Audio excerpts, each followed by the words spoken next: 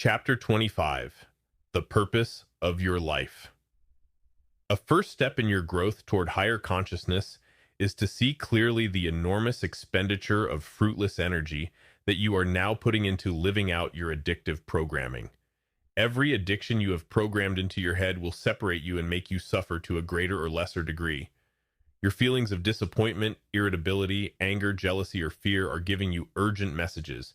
Here is an addiction that you must reprogram into a preference in order to live an effective and joyous life.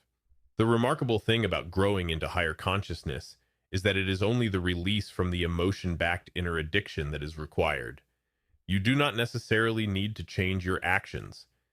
If you are addicted to overeating chocolate cream puffs, the problem lies not in the action of putting chocolate cream puffs into your mouth.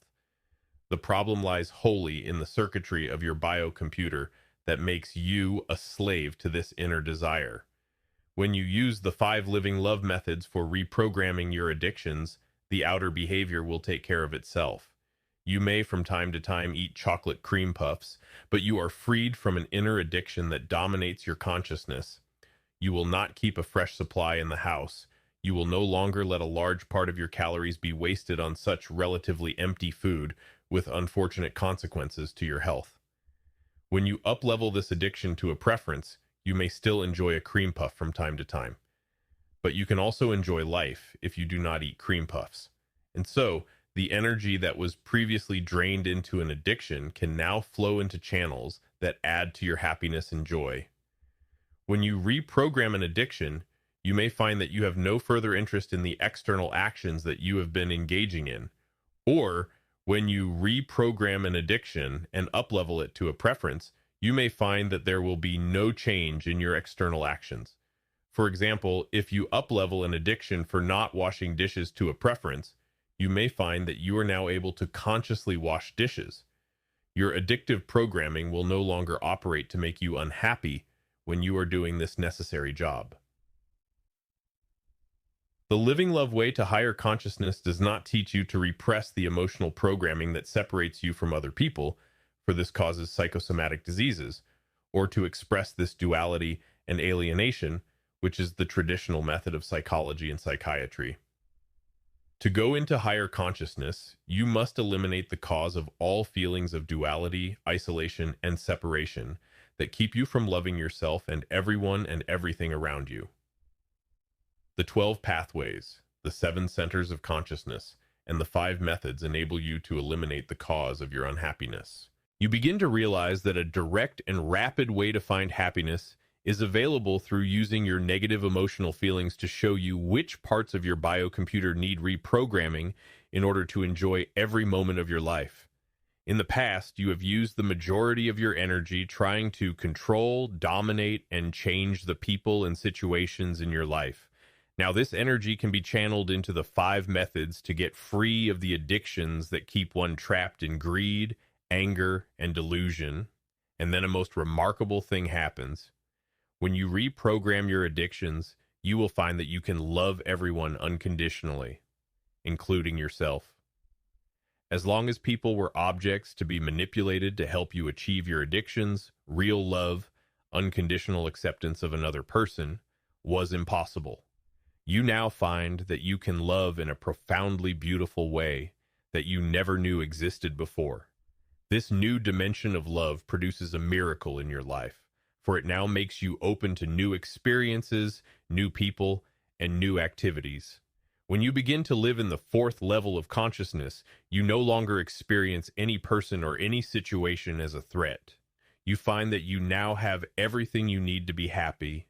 You will continually marvel at the way that the people and situations in your life are harmoniously functioning to meet your real needs. And your consciousness may go back to the day when you first discovered the Living Love book that helped to show you the way to bring about this miracle in your life. But did you discover it?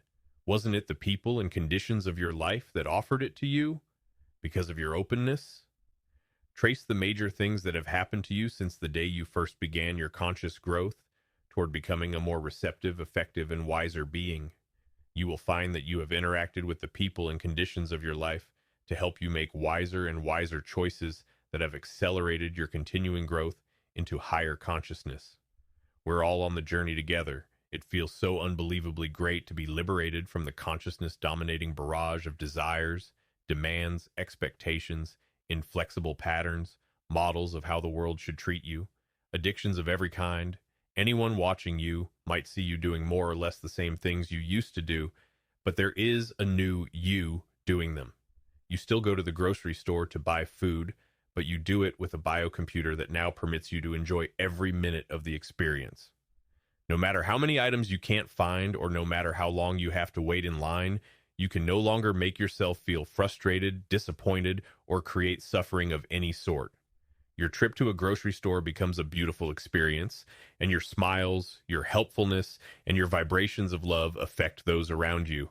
Your new, non-addictive being changes the path of your daily doings from a tiresome drudgery into an energy-producing, delightful panorama that passes before your eyes. You find that you have discovered that all of the people in the grocery store are awakening beings who are there to help you in your journey toward higher consciousness.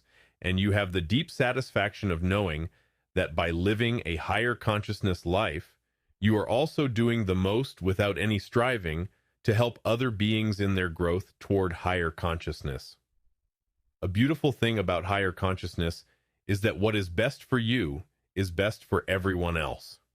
When you begin to live on the fourth or higher levels, your radiant inner being creatively changes the feelings and actions of the people and the vibrations of the situations that you come in contact with. You give them the greatest gift of all. You tune into them at the beautiful place that is behind their lower consciousness games. You flow harmoniously with them at the place on the fourth level where they are pure love. And this can even be done with nothing more than a loving eye-to-eye contact or smile. By relating to that place in them where they are love, you temporarily put their consciousness into a higher place. This way of being, more than anything you could ever achieve externally in life, becomes the source of that feeling of conscious satisfaction about the rightness and the meaningfulness of your life. A wonderful thing about the Living Love Way is that you can do it alone, if need be. You can regard others as actors on the cosmic stage who are here to make you aware of your addictions. They are helping you by creating situations in which your emotions reveal the hiding places of your addictions. Regardless of whether they know of the inner work that you are doing, everything they do or say helps you grow into higher consciousness. Even though they may be driven by addictive programming that makes them irritated or hostile, you can use all of their actions, emotional expressions, and words to help you become free of your addictions. And as you reprogram your biocomputer and liberate yourself, they will begin to notice the extraordinary joy, freedom, and love that radiates from you irrespective of what they do or say. This transformation will be so unexpected and amazing to them that they will want to know what is happening inside of you. And when they ask, you can then joyously share the keys that you discovered for unlocking happiness. You can show them how it is all found inside, independent of the changing world of people, objects, and situations. And if they are ready to hear, they will be amazed at the simplicity of the method for growing into higher consciousness. It simply means up-leveling all their addictions into preferences. It will take them a while to really understand the awesome vastness of their addictions, but the results in increased happiness and ability to love will arrive so rapidly that they will know they have at last found the answer to making life work, and by helping themselves, they have now helped you grow even more rapidly toward the higher levels of consciousness. You will have been given the opportunity to explain it, and you will have discovered additional insights you need for your growth. Their vibrations of growing love and expanded consciousness are helping you live in a more beautiful world. They help you liberate even more energy for your own journey. As you learn to process all of your incoming sensory data and your thoughts from the higher centers of consciousness, the problems in your life disappear. As a result of living in the love center and learning to harmonize your energies with the energies of the people in the world around you, you are permitting the world to give you the optimal that is obtainable for you. This tunes you in to experience deeply the marvelous way in which your life is naturally rich and abundant. Your growing freedom from addictions permits you to increasingly love everyone unconditionally, including yourself, and your love kindles the love of other people. The energy of mutual helpfulness flows in loving relationships in a way that you previously obstructed by the subject-object way you treated the people around you. Your constantly increasing flow of energy enables you to deeply feel that the world will automatically provide you with more than you need to be happy. You do not have to fight, cajole, force, cleverly scheme, or dominate your consciousness with comparisons of what is, what was, or what should be in the future. You may say, "What's the worst that could happen?" And then you may say, "Well, that would be all right. I can still live and be happy even if that happens." And you find that life usually has a miraculous way of giving you an optimal amount of whatever it is that you need to be happy, fulfilled, and joyous. Here's some good news. It is not necessary to be 100% free of emotion-backed addictions in order to experience continuous happiness. However, you must be almost free of addictions in order to keep them from exerting a downward drag that produces the experience of unhappiness. Happiness is a general level of good feeling that you generate when life gives you what you are prepared to accept. This general level is not affected if you can quickly recover from any experience of fear, anger, resentment, irritation, etc. The state of unhappiness develops when an addictive experience goes on and on. This state becomes intense when you let one addiction after another pile up on top of you so that you are loading your biocomputer with several addictive models and expectations to which the world is not conforming.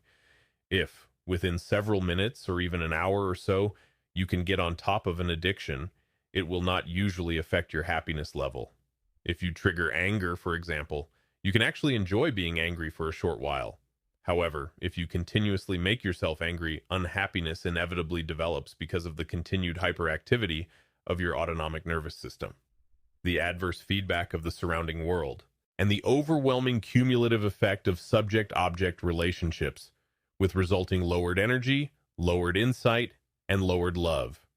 If you are now using the living love methods to free yourself from addictive programming, you deeply know that your emotional feelings of separateness are simply vestiges of your previous lower consciousness programming. You will then quickly rid yourself of any current nonsense whenever you catch yourself triggering fear, anger, or irritation. Thus, perfection in eliminating all of your addictive patterns is not necessary in order for you to be happy all of the time. For example, to be an effective typist, one does not have to be perfect, but one must be a conscious typist and be able to recognize and correct errors quickly and almost automatically. For most practical purposes, a page that has been consciously corrected on the spot is just as good as a page that was typed perfectly to begin with. When you have achieved a high degree of proficiency at using the living love way, when you see your life as a drama in which you use everyone and everything as a teaching that helps you to become more conscious, you will find that you will get to the point where small bits of your old addictive programming are just an occasional nuisance to you. When you live in the fourth and fifth centers of consciousness most of the time, an infrequent quick dip into the first three centers is of little significance to you. Therefore, you don't have to be addicted to perfection. Just get on with your inner work. It will all happen at the rate that is just right for you. When a person becomes an expert at emotionally accepting the here and now in life and uplevels all addictions to preferences, does he lose his effectiveness in doing his part to combat social injustices such as war, prejudice, economic exploitation, environmental pollution, etc.? If one emotionally accepts everything, would he want to change anything? When one's experience of the here and now is no longer generated from an urgent security or power consciousness, does the love or cornucopia consciousness enable a person to be a socially responsible member of society? Are anger, frustration, and hatred needed to build a better world? Will love consciousness release the energy needed to create a paradise on earth? As long as a person operates from the lower three centers of consciousness, he perpetuates the cause of all social injustice, the treating of people as though they were others, the subject-object attitude toward people, the determination to get what one wants without finding the us place, and the inability to love people unconditionally. The person who lives in the fourth center may make an even deeper contribution to correcting the disharmony of the world than the individual who works from the lower three centers. By one's being and actions, one is correcting the cause of social injustice, instead of just treating the symptoms. Even though a person at the fourth center may carry a placard, write letters, attend meetings, and do other things designed to encourage people to find the us space, he will do it from a love consciousness that may often be more effective in reaching the people that he wishes to change. A living lover is free to exert energy in either fighting the symptoms of disharmony in the world or to expend energy in correcting the cause of man's inhumanity to man, which cause is always the addictions connected with the perception of life from the lower three centers.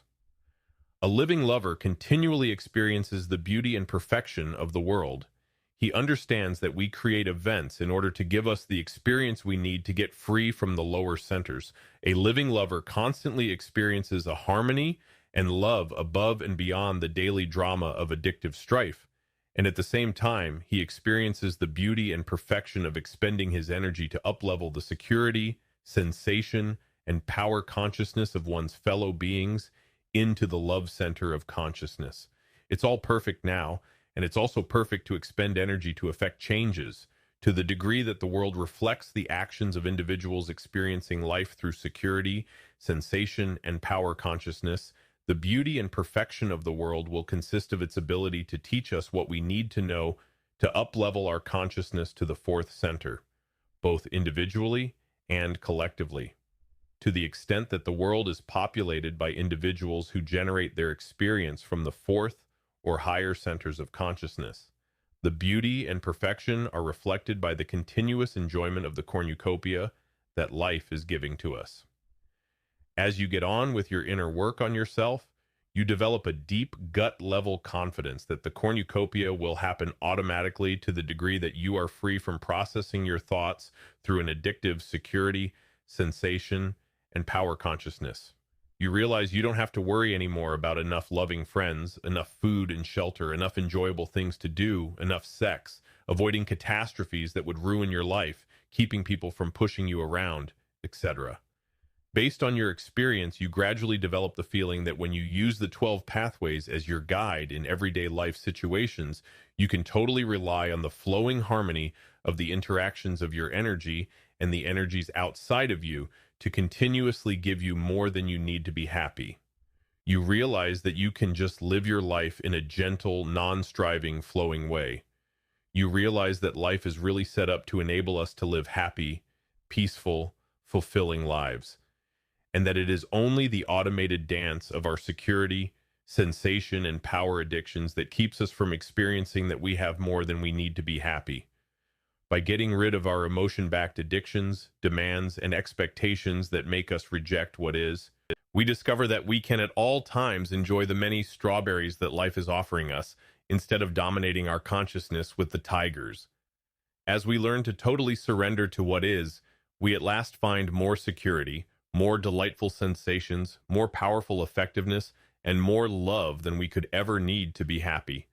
Then the cornucopia of life unfolds in the most marvelous way, and we live continuously in a warm, friendly, loving universe that we have created by our higher consciousness. And so, hand in hand, we journey down the river of our lives toward the vast ocean of oneness that is our source and our destiny. At last, we have the profound joy of knowing.